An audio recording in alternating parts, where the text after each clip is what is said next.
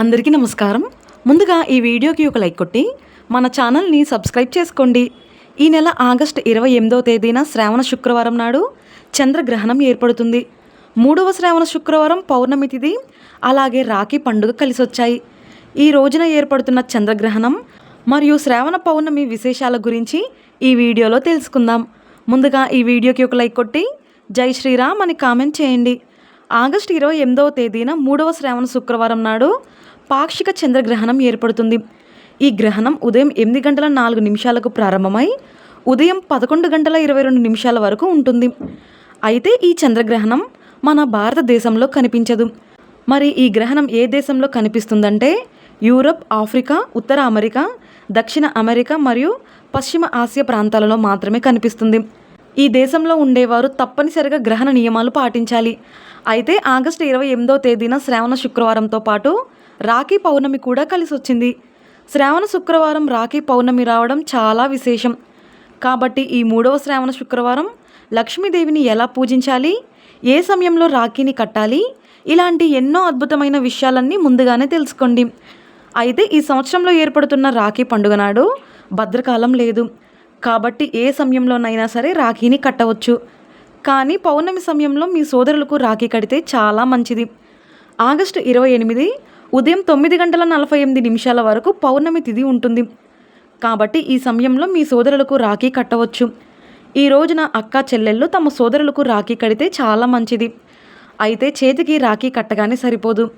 రాఖీ కట్టడానికి కొన్ని ప్రత్యేకమైన నియమాలు ఉన్నాయి. అవి పాటిస్తూ మీ సోదరులకు రాఖీ కట్టండి. భోగభాగ్యాలు, అష్టైశ్వర్యాలు కలిసొస్తాయి. ఈరోజు రాఖీ కట్టేవారు అలాగే రాఖీ కట్టించుకునేవారు తప్పనిసరిగా తలస్నానం చేసి తెలుపు రంగు వస్త్రాలు ధరించాలి. రాఖీ కట్టడానికి ఒక ప్లేట్ సిద్ధం చేసుకోండి. ఒక ప్లేట్లో దీపం, కుంకుమ, అక్షింతలు, ఏదైనా ఒక స్వీట్ పదార్థం మరియు మీరు కట్టే రాఖీని ప్లేట్లో పెట్టండి. రాఖీ కట్టే ముందు మీ సోదరులకు కుంకుమ పెట్టి కుడి చేతికి రాఖీ కట్టండి.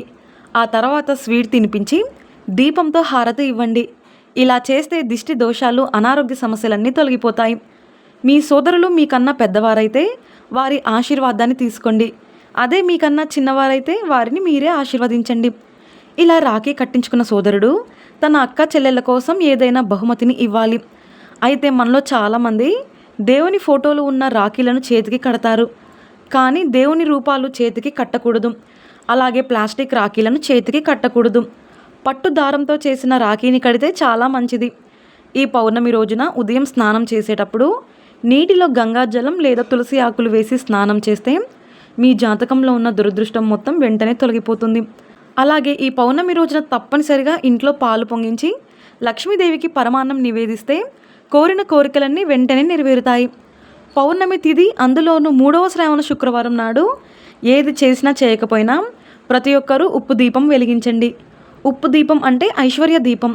శ్రావణ శుక్రవారం వెలిగించే ఐశ్వర్య దీపానికి చాలా శక్తి ఉంటుంది. కాబట్టి ఈ రోజున ప్రతి ఒక్కరూ ఉప్పు దీపం వెలిగించి అష్టైశ్వర్యాలను సులభంగా పొందండి.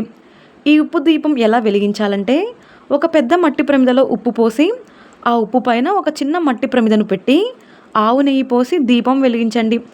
ఈ దీపాన్ని లక్ష్మీదేవి ఫోటో ముందు వెలిగించండి. దీపం ప్రమిదకు పసుపు కుంకుమ బొట్లు పెట్టి పూలతో అందంగా అలంకరించి లక్ష్మీదేవిని పూజిస్తే ఇక ఈ సంవత్సరం అంతా డబ్బు కొరత లేకుండా లక్ష్మీదేవి మీ ఇంటిపై కనక వర్షాన్ని కురిపిస్తుంది. ఈ 3వ శ్రావణ శుక్రవారం ఇంట్లో పూజ చేసుకొని 5 ముత్తైదులను మీ ఇంటికి పిలిచి కాళ్ళకు పసుపు రాసి తాంబూలం ఇవ్వండి. చాలా మంచిది.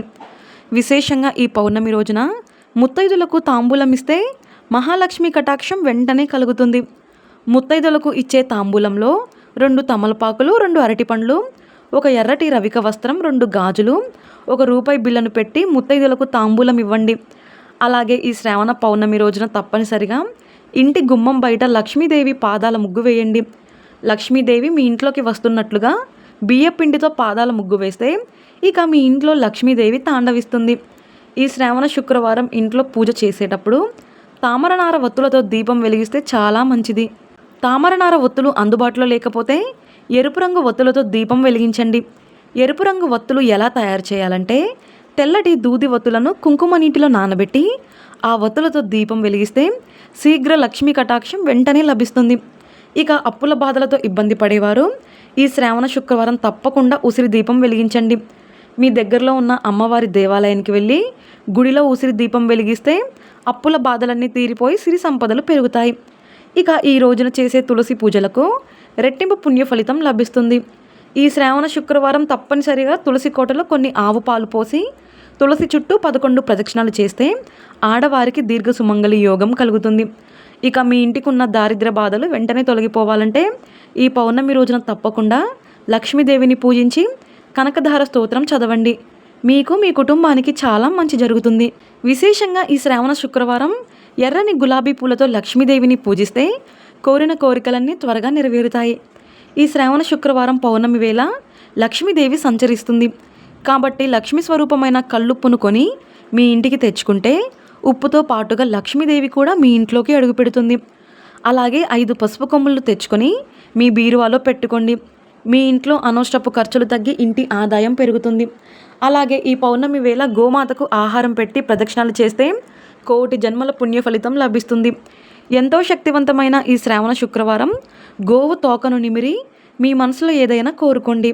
వెంటనే మీ కోరిక నెరవేరుతుంది. శుక్రవారం కలిసొచ్చిన పౌర్ణమి రోజున పొరపాటున కూడా చేయకూడని తప్పుల గురించి తెలుసుకుందాం. ఈ రోజున ప్రతి ఒక్కరూ తలస్నానం చేయాలి. తలస్నానం చేయకపోతే దిష్టి దోషాలు వెంటాడుతాయి. అలాగే లక్ష్మీదేవి సంచరించే ఈ పౌర్ణమి రోజున పగటిపూట అస్సలు నిద్రపోకూడదు, లేదంటే మీ ఇంట్లోకి దరిద్ర దేవత అడుగు పెడుతుంది. అలాగే ఈ శ్రావణ పౌర్ణమి నాడు తప్పకుండా అమ్మవారికి ఒక రవిక వస్త్రం మరియు గాజులు సమర్పించండి. శ్రావణ మాసంలో వచ్చే పౌర్ణమి నాడు అమ్మవారి దేవాలయానికి వెళ్ళి అమ్మవారికి గాజులు రవిక వస్త్రం సమర్పిస్తే మీ కుటుంబంపై అమ్మవారి చల్లని చూపు పడుతుంది. ఇక ఈ రోజున మాంసాహారం తినకూడదు. అలాగే జుట్టు కత్తిరించడం, గోళ్ళు కత్తిరించడం చేయకూడదు. మీ ఇంట్లో తరచూ ఆకస్మిక ధన నష్టాలు ఏర్పడుతుంటే ఈ శ్రావణ పౌర్ణమి రోజున తెల్ల జిల్లేడు చెట్టును పూజించి దీపం వెలిగిస్తే విపరీతమైన ఐశ్వర్యం కలిసి వస్తుంది. అలాగే ఈ పౌర్ణమి రోజున తప్పకుండా తులసి కోటలో పిండి దీపాలు వెలిగించండి. బియ్య పిండితో ప్రమిదలు తయారు చేసి తులసి కోటలో 5 పిండి దీపాలు వెలిగిస్తే లక్ష్మీదేవి వెంటనే అనుగ్రహిస్తుంది. అలాగే రావి చెట్టు కింద దీపం వెలిగించినా చాలా మంచిది. ఈ శ్రావణ పౌర్ణమి నాడు రావి చెట్టు వద్దకు లక్ష్మీదేవి వస్తుందట.